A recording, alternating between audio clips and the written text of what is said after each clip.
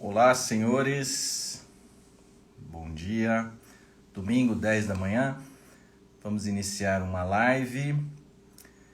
A live de hoje é uma live que esse título é o título do Jung.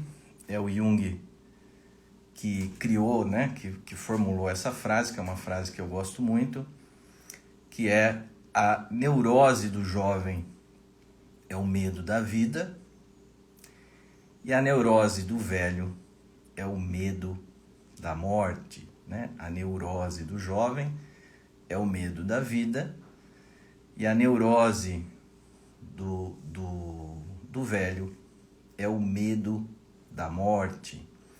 Então nós vamos falar na live de hoje sobre as nossas neuroses, mas essas neuroses elas mudam porque a nossa vida, na visão do Jung, a nossa vida se dá em duas metades. Nós temos a primeira metade da nossa vida e a segunda metade da nossa vida. E tudo isso o Jung ele criou uma metáfora, ele criou uma imagem para falar dessas duas metades da nossa vida. São duas etapas.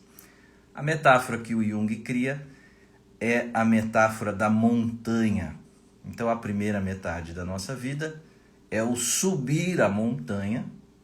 Aí nós atingimos o topo da montanha e começamos o processo de descer a montanha. Então, a nossa vida tem duas metades. O subir a montanha, que seria a etapa do jovem. Nós vamos atingir o topo da montanha e nós começamos a descer a montanha, que seria a etapa do homem maduro na direção do envelhecimento, na direção da velhice. Então o Jung criou essa imagem, criou essa metáfora para explicar para nós como que nós vivemos emocionalmente, psicologicamente, como que nós vivemos a nossa vida. Então ele acredita que essa primeira metade, que é a metade do jovem, o jovem está em busca de segurança, ele está em busca de uma realização pessoal e ele está em busca de um êxito. Aí esse jovem atinge o que seria, teoricamente ali, a metade da sua vida. O Jung fala de 33 anos para usar a idade de Cristo, 33 anos. Então ele chama esse ponto do alto da montanha, ele chama de metanoia, que é uma mudança, ocorre dentro de nós, uma mudança da orientação da nossa vida. Ocorre dentro de nós uma mudança dos nossos interesses, quando nós começamos esse processo de descer a montanha. Então esse topo da montanha que ele coloca 33 anos como uma data simbólica ali, fazendo uma referência a Cristo, mas é claro que essa data ela é simbólica, você pode começar a viver isso um pouco antes, da mesma forma que você pode começar a viver isso com 35, com 40 anos. Algumas pessoas demoram mais para entrar a redirecionar a vida, dessa nova forma, e algumas pessoas já fazem esse direcionamento de uma maneira mais rápida. Então, são duas metades na nossa vida: o subir a montanha, o descer a montanha. O topo da montanha ele chama de metanoia, que é o momento da virada, que é o momento da transformação dos nossos interesses. Nós começamos muda a orientação da nossa vida, muda os nossos interesses. Então o jovem, ele está preocupado ali, ele tem uma situação de dependência, ele precisa desenvolver os seus recursos de independência, ele precisa desenvolver a sua sexualidade, ele precisa ir atrás ali de um trabalho, ele precisa de uma independência financeira, aí ele vai buscar construir a sua família, ele vai ter filhos. Então todo esse processo é um processo que o Jung entende como essa subida da montanha. A partir do momento que você chega no topo da montanha e que você começa o processo de descida, aí você então está descendo essa montanha, e o que há na base da montanha, o que há no final dessa caminhada? Não há nada, há a morte. Então, o fato de nós estarmos caminhando rumo à morte, isso traz para nós um impacto emocional, isso traz para nós uma intensidade que redireciona a nossa vida, que vai fazendo essa metanoia, que vai fazendo esse ponto de virada, que vai fazendo essa mudança de orientação. Então, qual que é a neurose do jovem? O que o jovem precisa fazer? Todo o esforço do jovem, ele tem que ser para expandir a sua vida. Né? Então, o jovem ele precisa expandir a sua vida. O que é a neurose do jovem? A neurose do jovem é quando ele faz uma resistência, quando ele tem uma atitude de relutância frente a essa expansão. Ele tem um medo dessa expansão, medo de crescer, medo de evoluir. Então, esse medo de crescer, esse medo de evoluir, faz com que, então, o jovem ele acelera o carro, mas ele acelera o carro com um freio de mão puxado. Então, ele vai fazendo uma resistência, e essa resistência que ele faz vai gerando sintomas, que são os nossos sintomas neuróticos, que eu vou falar daqui a pouco dos sintomas neuróticos do jovem. E qual é o problema do homem velho, desse homem que vai rumando para a base da montanha, que já atingiu o topo e começa a descer? Qual é o problema desse ser humano, né, que está fazendo esse processo de amadurecimento? Ele começa também a ter um medo e também a resistir e a relutar frente ao quê? Frente a esse processo de constrição da vida. Então, a primeira metade da vida ela é uma metade de expansão. O jovem está nesse esforço de expandir a sua vida. E a segunda metade da vida é esse processo de constrição. Então, o que ocorre a partir do momento que você começa a descer a montanha? Você começa a buscar um aprofundamento maior. É nesse momento que o Jung fala que a gente começa um desenvolvimento maior da nossa espiritualidade, né? O que ele quer dizer com isso? Ele quer dizer uma maior reflexão, uma maior interiorização, um maior aprofundamento, para você dar um propósito maior, você colocar um propósito maior na sua vida. Então é um momento em que você já tem um certo percurso, você já tem uma certa história, e você então ali com 33, 35, 40 anos, você começa a olhar para trás, a ver o que você fez até ali, e começa a repensar a sua vida dali para frente. Só que como você está nesse processo de descida da montanha, então os seus interesses, aqueles interesses que serviam ao jovem, passam a mudar. Isso vai sofrendo uma alteração. Eu percebo isso na conversa com amigos, na conversa com parentes, com primos, que isso vai mudando, né? Claro que o homem continua falando de carro, continua falando de dinheiro, continua falando de mulher. Então é claro que ele continua falando dessas coisas, mas começa a surgir um novo tom, começa a surgir novos interesses, né? A intencionalidade muda. O jovem ele tem uma intencionalidade, vamos dizer, esse subir a montanha seria uma espécie de empoderamento, né? O jovem ele busca um pouco esse empoderamento, esse êxito. Quando você começa a descer a montanha, como na base da montanha há a morte, não há nada, há a morte. Então isso traz um impacto emocional sobre nós, que nós temos que redirecionar a nossa vida. Mesmo que você não pense muito sobre isso, isso acaba gerando, o fato de você já estar na descida, isso acaba gerando em nós esse impacto emocional, e os nossos interesses vão mudando, né? A nossa conversa vai mudando, a nossa intencionalidade, nós começamos a ter uma intenção diferenciada na vida.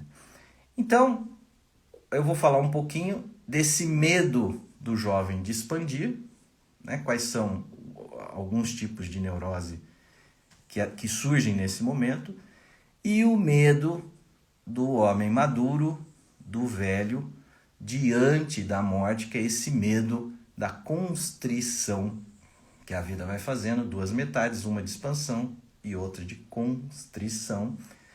Então esse medo, que esse descer da montanha vai gerando, e as resistências que o medo então gerando essa resistência e os problemas que podem ocorrer nessas duas etapas da vida. Então é claro que essas neuroses elas precisam ser tratadas e resolvidas para que esse processo se dê de subida e descida da montanha com uma maior realização, que ele se dê de uma maneira mais saudável. Então a gente pode dizer assim que o jovem ele está olhando para frente nesse subir da montanha, e a partir do momento que ele chegou ao topo, começou a descer, ele começa a olhar para dentro de si, né? Então há essas mudanças. Quais são então essas neuroses que o jovem vive nesse processo de subir a montanha e nesse medo de expandir a sua vida, nesse medo de aumentar os seus vínculos, nesse medo de ir na direção dos enfrentamentos da vida? Então, primeiro eu queria falar um pouquinho para vocês o que são as neuroses, né? O que são as neuroses? São os entraves. As neuroses é tudo aquilo que entrava a sua vida, tudo aquilo que são os bloqueios, né? São as dificuldades, é aquilo que impede que você cresça e evolua.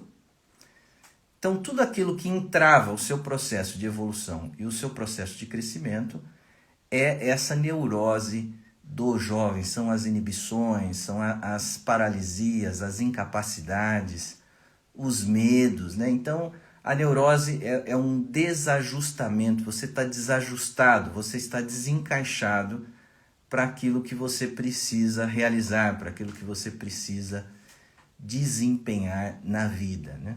Então, todo jovem tem que atravessar uma ponte que vai da infância à vida adulta. Todos nós precisamos atravessar uma ponte que vai da infância à vida adulta. Então é fundamental que a gente faça essa travessia. Uma vez uma paciente me trouxe um sonho, e então nesse sonho ela estava atravessando uma ponte, ela parava no meio da ponte. Então o que ela estava indo fazer do outro lado da ponte? Ela estava indo pagar uma conta no banco e encontrar um namorado, né? Então ela atravessando a ponte, indo pagar uma conta no banco, indo encontrar um namorado. Ela para no meio da ponte, isso é um sonho de uma paciente, ela para no meio da ponte e olha para trás. Quando ela olha para trás, o que ela avista? Ela avista o pai e a mãe. Então o que ela estava dizendo? Esse é um sonho que se dá no início do tratamento. O que ela estava comunicando na terapia dela? Que ela está parada no meio do caminho, né? Então que ela não fez esse processo de afastamento dos pais na direção da vida adulta. O que é você pagar a conta no banco? O que é você encontrar um namorado? É você viver a sua vida adulta. Pagar conta no banco são as suas responsabilidades, a sua independência, e encontrar um namorado é você viver a sua sexualidade, né? Você desenvolver vínculos. Então, o que ela estava dizendo? Que ela está parada no meio da montanha, olhando para trás, ou seja, ela ainda está presa ao pai e à mãe, presa ainda a esses aspectos de dependência emocional da vida dela. Essa dependência ela pode ser emocional e também financeira. Então, isso é uma neurose do jovem. Nesse momento que ele está subindo a montanha, nesse momento que ele está expandindo a vida dele, ele vive problemas, ele vive dificuldades que entravam a sua evolução, que entravam o seu crescimento.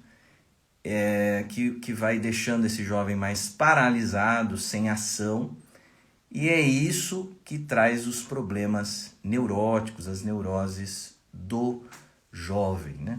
Então o jovem, ele tem assim esse medo dessa expansão, esse medo de subir essa montanha, e é uma certa resistência em jogar o jogo da vida. É como se ele não quisesse participar desse jogo da luta da vida.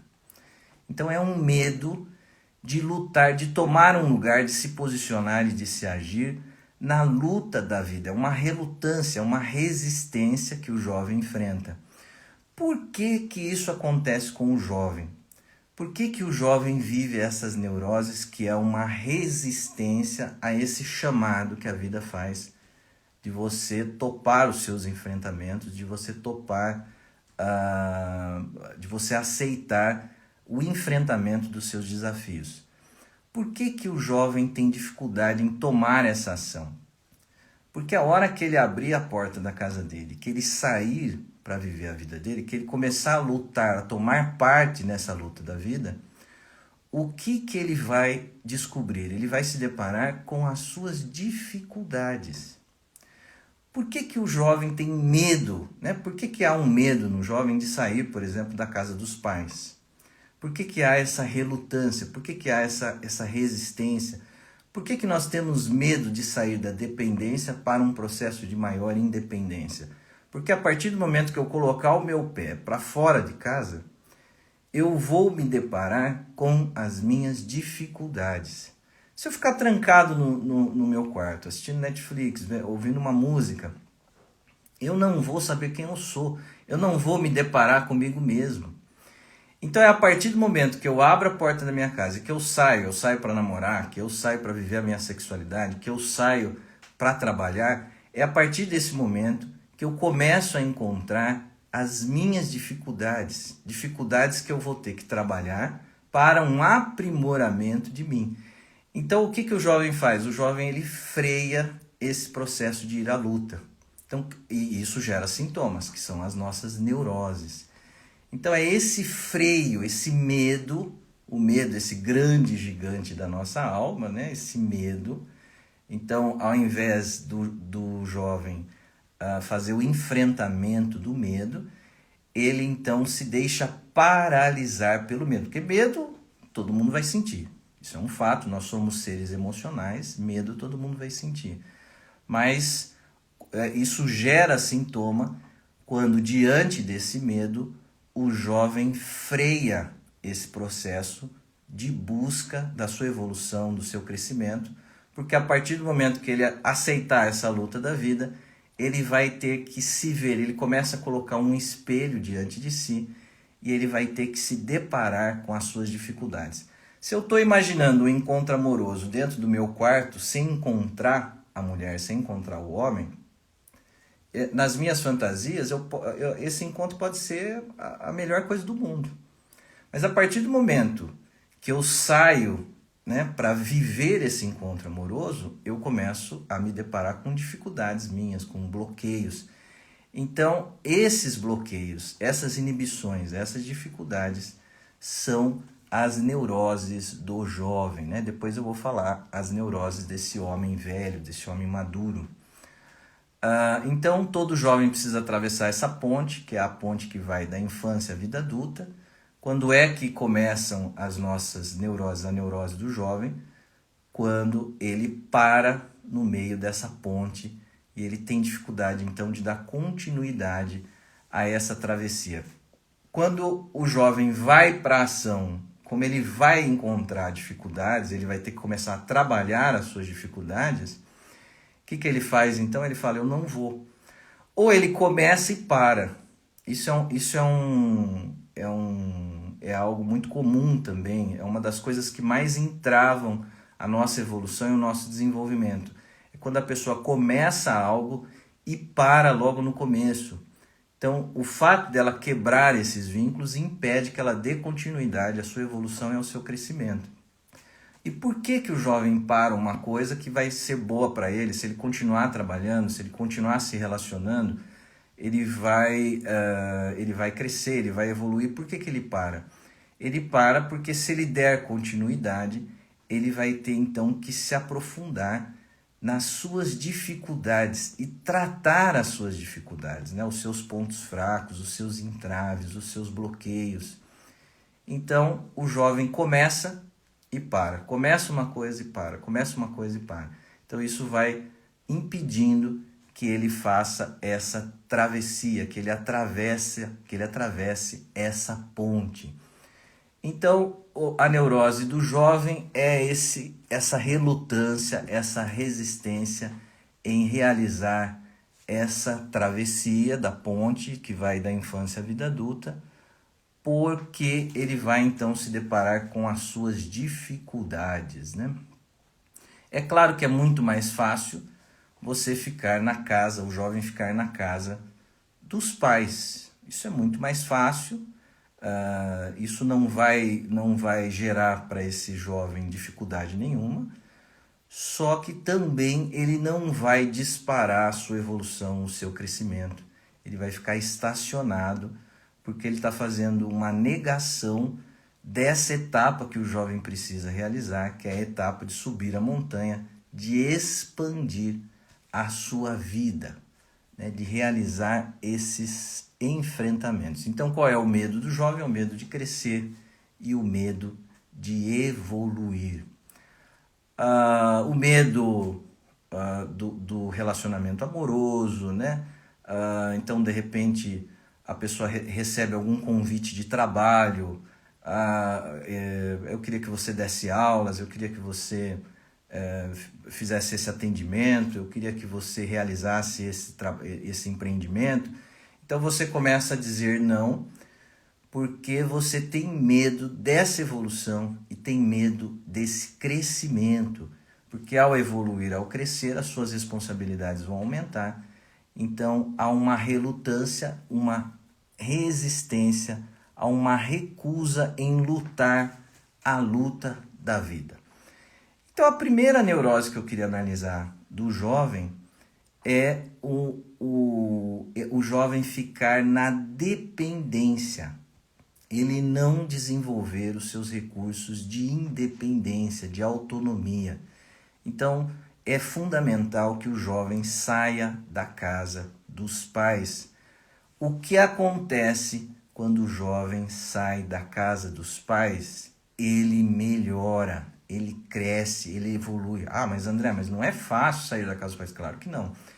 E é justamente por isso, é justamente por ser difícil e do jovem ter que fazer esse esforço na busca do desenvolvimento desses recursos de independência, que vai gerar ao jovem uma evolução e um crescimento. O jovem, quando sai da casa dos pais, ele melhora, ele está muito encaixadinho ali, né, naquela estrutura familiar. Quando ele sai daquele encaixe, daquela estrutura familiar, ele dispara dentro dele as suas potencialidades, ele começa a desenvolver os seus recursos de independência. Então, nós temos assim uma certa ilusão de que o ninho da dependência, que a dependência é um certo ninho absolutamente confortável. Isso é uma ilusão que nós temos quando a pessoa está vivendo o processo da dependência. Isso começa a gerar um mal-estar, isso começa a gerar uma angústia. A dependência não é esse ninho confortável que nós imaginamos. Quando uma pessoa faz um casamento para ser dependente do outro, isso gera um mal-estar, isso gera uma angústia muito grande. E nós temos que lembrar sempre do inversamente proporcional, né? Quanto maior é o vínculo de dependência, menor é o amor. Quanto maior é o amor e o afeto, menor é a dependência. O brasileiro faz uma confusão muito grande da dependência com o afeto. Ele acha que os vínculos de dependência, se ficar grudadinho, isso é um sinal de afeto. Esses vínculos que têm mais autonomia, que têm mais liberdade, seriam vínculos mais frios, seriam vínculos mais distantes. De maneira nenhuma. Quem ama vai e volta, né? E por que essa pessoa volta? Ela volta porque ela ama. Então, os vínculos que promovem a independência, a autonomia, são vínculos mais afetivos. Nós fazemos uma confusão da dependência com afeto. Então, qual é o filho que ama mais os pais? É o filho que ficou grudadinho ali, é o filho que não saiu para estudar, é o filho que não saiu para trabalhar. Esse filho que ficou grudadinho é o filho que me ama. Então, nós fazemos essa confusão e acreditamos que o filho que saiu em busca de uma maior autonomia, de uma maior independência, que esse filho é um filho frio, que esse filho é um filho distante. A mãe que sai para trabalhar, nós acreditamos que essa mãe é mais fria, nós acreditamos que essa mãe é mais distante. O brasileiro faz muito essa confusão. Então nós temos que, é fundamental que o jovem desenvolva os seus recursos de independência, que ele busque a sua autonomia. Então a primeira neurose do jovem é quando ele se deixa nessa dependência. E quando os filhos ficam dependentes do pai, isso também começa a gerar um sentimento no filho de raiva. Às vezes os pais são muito controladores, né? Fazem uma espécie de sedução dos filhos para que os filhos não cresçam, não evoluam. Então isso vai gerando no filho. É claro que o filho também acaba aceitando esse controle, né? Os pais são controladores, mas o filho dá o controle porque ele vê nisso uma certa vantagem de permanecer dependente. Mas isso vai gerando dentro do filho um sentimento de raiva dos pais, porque ele está ali na dependência. Então a dependência, ela não é esse ninho confortável que a gente imagina que é. Como o outro está pagando tudo, como o outro coloca toda a estrutura para eu ficar confortável. Então a gente tem uma ideia de que a dependência é um ninho muito gostoso, né? e gratificante. Quando vamos viver isso, não é assim. Na prática, não é assim. Gera-se muito desconforto, mal-estar e angústia na dependência.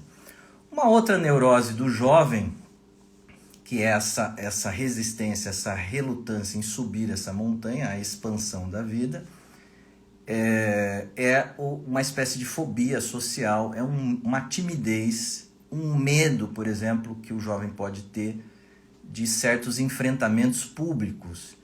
Então, se ele está ali na faculdade, ele tem que apresentar um seminário, ele não consegue falar em público, ele entra em pânico. Então a gente chama isso de uma fobia social, uma pessoa que tem dificuldade, tem uma timidez e uma dificuldade em falar em público. O que está na base dessa neurose, né? O que está na base dessa fobia social? Uma vergonha, um excesso de timidez, um excesso de vergonha. A timidez, ela é um medo de pessoas, né? Você fica meio paranoico com as pessoas, então você tem medo de pessoas. Mas por que desse medo? Porque é justamente no momento em que você vai ao encontro das pessoas, que você estabelece vínculos, que você amplia os seus vínculos, que isso te dá muito mais retorno de consciência sobre quem você é. Você passa a saber mais sobre os seus valores e os seus talentos, mas ao mesmo tempo você também passa a se deparar com as suas dificuldades e com aquilo que você precisa tratar e aprimorar na sua vida. Então, ir na direção das pessoas, ao atender esse chamado que as pessoas fazem, você está atendendo a você mesmo. E é esse desenvolvimento, então, que você tem dificuldade. Por que você tem dificuldade com isso? Por um excesso de perfeccionismo. Então é muito interessante de pensar essa timidez, essa vergonha, esse pânico de falar em público com o perfeccionismo. São pessoas que se querem muito perfeitas. Então elas pensam assim, eu só vou dar o passo, eu só vou fazer a hora que eu for perfeito. Então a pessoa não faz nunca, ela não dá esse primeiro passo. Então daí essa resistência, essa relutância em realizar esse enfrentamento. São pessoas muito rígidas, são pessoas muito censuradoras, que não aceitam as falhas e os erros. Não há evolução sem a aceitação dos próprios erros. Isso é fundamental, né? Nós só evoluímos e só crescemos quando nós aceitamos os próprios erros. E nós não sofremos tanto pelos erros que nós cometemos, nós sofremos pela não aceitação dos erros que nós cometemos. É aí que está o nosso maior sofrimento. Se a gente aceitar os nossos erros e der continuidade, a gente vai tratando esses pontos fracos e vamos melhorando, mas nós nos queremos muito perfeitos. Então esse perfeccionismo gera essa fobia social, esse medo de falar em público. Uma coisa também da fobia social é que há uma preocupação muito grande com o que os outros estão pensando. Por que a pessoa tem dificuldade de ir lá dar aquela aula, né, apresentar aquele seminário, ou fazer aquela entrevista de emprego? Ela tem dificuldade porque ela tem uma preocupação muito grande com o que os outros vão pensar sobre ela, né? Na verdade, isso que ela está imaginando que o outro pensa sobre ela é o que ela, na verdade, pensa sobre ela, que é um pensamento muito censurador, muito crítico, muito rígido. Então essa rigidez trava a ação da pessoa e a pessoa tem dificuldade de se desenrolar na vida, de se desenvolver na vida. Uma outra neurose que o jovem pode vir a desenvolver são as neuroses ligadas à sexualidade. Então, um enfrentamento que o jovem precisa fazer, ele precisa se posicionar na sua sexualidade e precisa direcionar, ele está com esses impulsos dentro dele, ele precisa canalizar esses impulsos para a realidade e ele vai ter então que estabelecer vínculos. Isso não é um processo fácil do jovem fazer, então isso começa na adolescência, né, e o início ali da juventude, e isso pode gerar muitos medos. O homem tem muito medo de falhar, né? O medo de ter um desempenho fraco. Então esses medos podem gerar os entraves, os bloqueios à sexualidade. No homem isso gera a ejaculação precoce, a ejaculação rápida e também a impotência. Chama muito a minha atenção o uso de Viagra, né, dessas medicações que estimulam a potência no jovem. Por que o jovem está buscando esse tipo de medicação? Porque ele quer levar a sua parceira às alturas, né? Ele não quer ter uma transa normal como um homem normal. Ele quer ser para essa mulher, ele quer ser surpreendente, ele quer ser fantástico. Então, ao se querer demais, você dispara dentro de você uma ansiedade e isso vai atrapalhar o seu encontro amoroso. Então, você não está preocupado tanto com o encontro amoroso, você está preocupado mais com a sua performance, você está preocupado mais com o seu desempenho. Então tudo isso vai atrapalhar a sua sexualidade e isso pode ir gerando uma sexualidade mais fraca. Na mulher, isso aparece com problemas de lubrificação, o vaginismo, né, que é uma dificuldade de penetração, a frigidez, que é uma falta de prazer no encontro amoroso. Então, são neuroses que vão aparecendo mais direcionadas, ligadas à sexualidade. O jovem vai ficando com essa sexualidade mais fraca. E qual é a forma do jovem enfrentar isso? Vivendo isso, né? Então, indo na direção dos encontros. Então, uma estratégia que o jovem pensa é assim, bom, então já que eu tenho dificuldade, eu não vou. Aí é muito pior, porque se você não for para o encontro amoroso, você não vai conseguir tratar, você não vai conseguir fazer o enfrentamento. Então é indo na direção da vida, é indo na direção desses enfrentamentos, que o jovem vai pouco a pouco se fortalecendo, vai pouco a pouco aprimorando esses pontos fracos da sua vida, né? Então isso pode gerar uma sexualidade mais fraca, né? Há também essa questão da impotência no homem está ligado a uma falta de tomar decisões importantes, né? Então esse homem que não se posiciona diante dessa subida da montanha, diante dessa expansão da vida, ele não toma decisões importantes, não faz escolhas, não faz os enfrentamentos, e isso também vai aparecendo, essa fraqueza de atitude vai aparecendo também na cama, né? Isso vai aparecendo nesses problemas da sexualidade. O medo de dirigir também, né? É algo que pode, é uma neurose que pode atingir aí o jovem. O medo de, às vezes a pessoa até tira a carta, tem a carta, mas não consegue tirar o carro da garagem.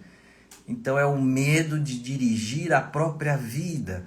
Então toda a neurose do jovem está ligada a essa resistência, a essa relutância em subir essa montanha, em expandir a sua vida, ampliar os seus vínculos, assumir responsabilidades. Então o medo desse enfrentamento gera então essa resistência, e essa resistência vão gerar essas neuroses, né? Analisamos aqui a dependência, a fobia social, o medo de dirigir, uma sexualidade mais travada, né? Sem prazer, sem realização. Então essas são as neuroses do jovem. Vamos analisar um pouquinho a neurose do velho, do homem maduro, do homem que já atingiu essa metanoia, esse topo da montanha, e começa então a operação de descida, o processo de descida. Que tipo de neurose esse homem pode viver, essa mulher pode viver?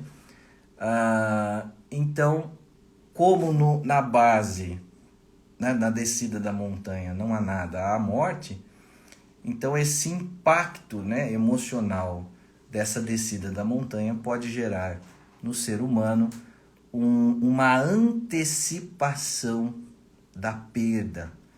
Então, a viver uma antecipação da morte e da doença. Então, a pessoa começa a morrer em vida, ela começa a ficar pensando na morte e na doença em vida. E ao fazer isso, ela faz uma troca da vida pela morte e passa e transforma, né, a sua vida num luto. Então, esse é um problema, uma neurose mais do homem maduro, né? Desse homem que está caminhando na direção do envelhecimento. A morte, nós temos que pensar na morte, nós temos que saber da morte, ter um conhecimento sobre a morte, mas nós não podemos nos identificar com a morte. E a morte é a maior conscientizadora da vida.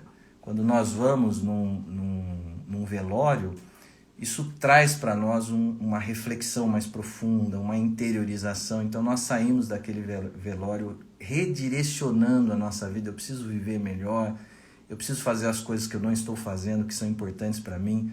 Então a morte, ela traz uma grande consciência sobre a vida. Ela é a maior conscientizadora da vida. Então nós temos que saber da morte nesse sentido, que ela tem que nos direcionar para a vida. Agora, se você ficar identificado com a morte, se você ficar pensando na morte todos os dias, você não consegue viver. Então isso vai travar a sua vida, isso vai bloquear a sua vida. Então esse é um tipo de neurose do idoso, do velho, né? Então é uma dificuldade dessa aceitação do processo de envelhecimento. Um exemplo disso é a pessoa que acorda de manhã e começa a sentir algo no peito, acha que vai ter ali alguma parada cardíaca, algum problema no coração, e vai até o seu cardiologista fazer uma consulta. O cardiologista faz todos os exames, diz para ela, olha, você está bem, não há nada de errado com você, vai viver sua vida, vai ser feliz. No dia seguinte a pessoa acorda sentindo isso no peito. Então o que essa pessoa está vivendo? Ela está vivendo uma identificação com a doença e com a morte. Essa identificação gera então essa neurose no homem mais maduro, né? Gera esses problemas no homem mais maduro, que ele pode fazer um processo de negação desse envelhecimento, querendo ser jovem. Então são essas pessoas com 60, 70, 80 anos querendo ser jovem, fazendo um esforço imenso para ser jovem, e então nega esse processo, que é uma etapa muito interessante da vida, que é essa etapa de descer a montanha, que é uma etapa de mais profundidade, interiorização e reflexão. Um outro tipo também que pode surgir nessa segunda metade da vida são as mágoas de si. Né? É a pessoa não perdoar as suas falhas, ela não perdoar as desilusões que ela viveu ao longo da vida. Então ela tem muitas mágoas de si. Ela não se perdoa, né? São pessoas rígidas, são pessoas que se culpam muito, que se cobram muito. Então ela vai se arrastando na vida com essas mágoas de si, sem se perdoar. Então isso vai deixando essa segunda etapa da vida mais pesada, mais difícil, mais carregada. Importante também que a pessoa não pense na aposentadoria como um fim de busca, né? Há muito uma ideia da aposentadoria como não fazer nada, então isso atrapalha muito. A aposentadoria tem que ser ainda a continuidade. Você pode se aposentar daquele emprego, mas você não vai se aposentar de uma busca profunda, você não vai se aposentar dos seus interesses, né? Você não vai se aposentar da busca do conhecimento, da procura da verdade. Então, o brasileiro se relaciona mal também com a aposentadoria. Ele não tem um plano para a sua aposentadoria, ele vai deixando a sua aposentadoria, vivendo a sua aposentadoria como uma espécie de estagnação. Tem um tipo de atitude que gera nesse descer a montanha, que é descrita por um psicólogo chamado Erik Erikson, que ele chamou de generatividade, né? Que esse ser humano que está descendo a montanha, que está caminhando na direção do envelhecimento, começa a disparar dentro dele um sentimento de generatividade. O que é isso? É uma preocupação com as novas gerações. Ele passa a se preocupar mais com as novas gerações. Então ele tem um movimento de ir mais, como a sua personalidade se enriqueceu nas vivências da vida, né? Como a sua personalidade ele tem uma certa sabedoria de vida, tem as lições da vida, os processos de desilusão que ele viveu, as perdas da fantasia. Então tudo isso vai gerando a ele essas lições de vida e essa sabedoria. Então, como ele tem uma certa riqueza na sua personalidade, essa riqueza começa a transbordar e ele quer passar isso para as gerações mais jovens. Então esse movimento de se abrir e de se entregar para gerações mais novas, o Erik Erikson chamou de generatividade. Então ele diz assim que o idoso que não viver isso, ele vai ficar mais numa estagnação. Então é uma preocupação em gerar, generatividade é uma preocupação em gerar ideias, gerar ensinamentos, gerar ações, gerar atitudes na direção da melhoria dos outros. Então esse é um tipo de sentimento que vai surgindo mais aí ao longo dos 50, 60, 65, 70 anos. Isso então vai crescendo dentro do ser humano, porque ele começa então a se interessar por passar o que ele aprendeu para as novas gerações, não só netos e filhos, mas também com os filhos dos outros, né? Então ele pode querer ensinar, ele pode querer passar alguma mensagem para os outros, e isso é algo que ajuda muito no processo do envelhecimento, né? E isso ajuda muito, que é o que o Santo Agostinho chamou de caridade, é o que a gente chama de compaixão. Então, nessa segunda metade da vida, há o desenvolvimento dessa caridade, dessa compaixão, essa entrega, essa doação na direção do outro. O jovem na subida da montanha, ele está mais preocupado consigo, com ele mesmo. O homem maduro, a partir do momento que ele fez a curva do topo da montanha, que ele começa a descida, como na base da montanha há a morte, não há nada, então ele começa então a buscar um propósito maior para a sua vida, e esse propósito maior é o desenvolvimento de uma caridade, de uma compaixão, de uma entrega maior aos outros, você procurar promover e melhorar a vida dos outros. O idoso que entra nesse processo passa pelo envelhecimento com muito mais gratificação, né? Sem tantas angústias, sem tanto desespero. E ele não vive a velhice como uma estagnação. Ele não fica paralisado no seu processo de velhice. Então é importante que na vida, é interessante que as pessoas acham que a questão da vida é desejar o bem. As pessoas pensam muito isso, essa questão de viver é desejar o bem. Eu desejo o bem. As pessoas falam isso, né? André, eu desejo bem para muita gente. Eu quero o bem de todo mundo. Mas a questão da vida não é isso. Se você parar para pensar, o WhatsApp está cheio de desejo de bem, né? As pessoas estão o tempo inteiro dando joinha e a mãozinha e aquilo. É o desejo de bem. Mas a questão da vida não é você desejar o bem ao outro. A questão da vida é você realizar o bem.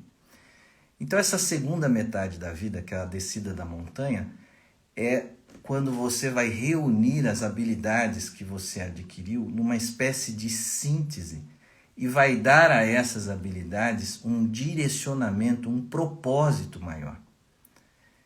No sentido da caridade, no sentido da compaixão, no sentido de realizar uma entrega ao outro, você se colocar a serviço do outro. Não é você desejar o bem, é você realizar o bem. E os estudos mostram que as pessoas que têm mais medo da morte são as pessoas que não viveram.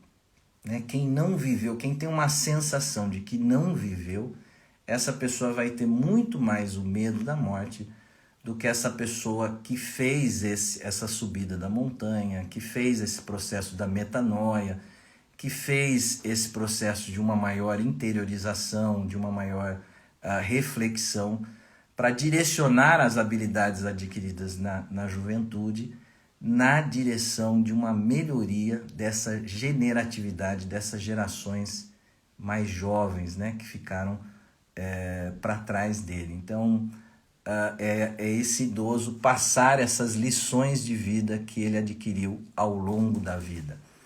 Então, é uma metáfora que o Jung criou, duas metades, né, a subida da montanha e a descida da montanha, para falar da nossa vida. Então, é uma mudança de orientação da nossa vida que nós vivemos a partir do momento que nós atingimos a metade da nossa vida, por volta ali de 35 anos. Então essa primeira metade, essa metade da subida, ela tem a ver com algo mais egoísta, né?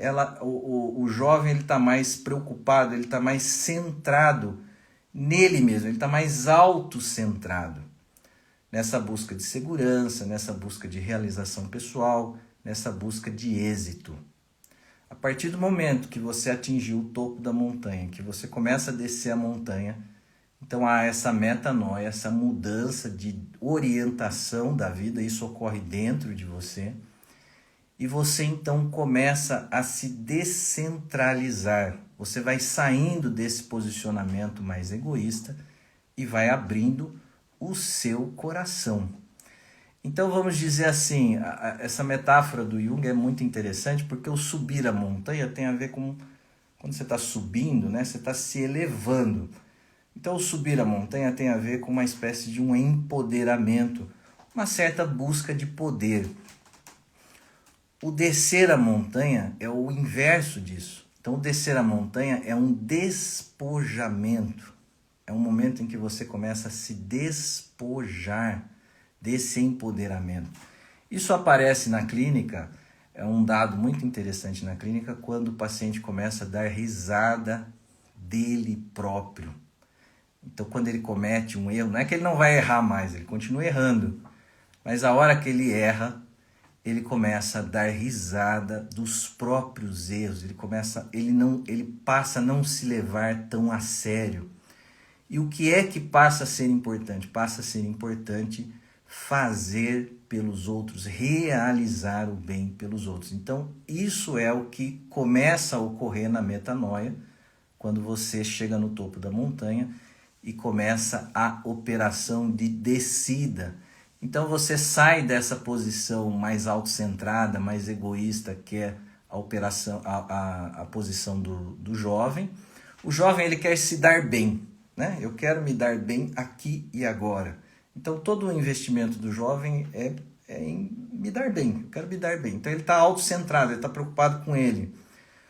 Como a descida ela envolve esse processo de despojamento de si, então você vai saindo dessa posição autocentrada e vai se abrindo na direção dos seus vínculos, fazendo um uso maior do seu coração, do seu afeto, do amor. Então é uma entrega maior, uma doação maior de si, uma entrega maior de si, e você passa então as suas metas, os seus ideais passam a estar acima de você, né? Então o ideal do jovem está nele mesmo. O ideal desse homem maduro transcende a ele próprio. Então ele busca ideais que são maiores do que ele. Então ele sai dessa posição autocentrada, dessa posição mais egoísta, e passa a atingir uma humildade maior. É por isso que a pessoa humilde sofre menos. O humilde sofre menos, o arrogante sofre mais. Isso no consultório é muito nítido. A pessoa arrogante, ela vai se debater muito mais na vida, ela vai sofrer muito mais na vida. E a pessoa mais humilde, ela vai ter muito mais realização, ela vai ser mais feliz, ela vai ampliar os seus vínculos.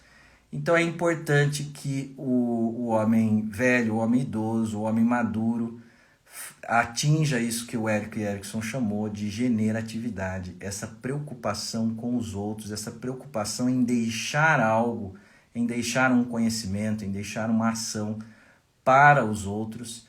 Então isso traz essa humildade, isso faz com que você se descentralize de você mesmo.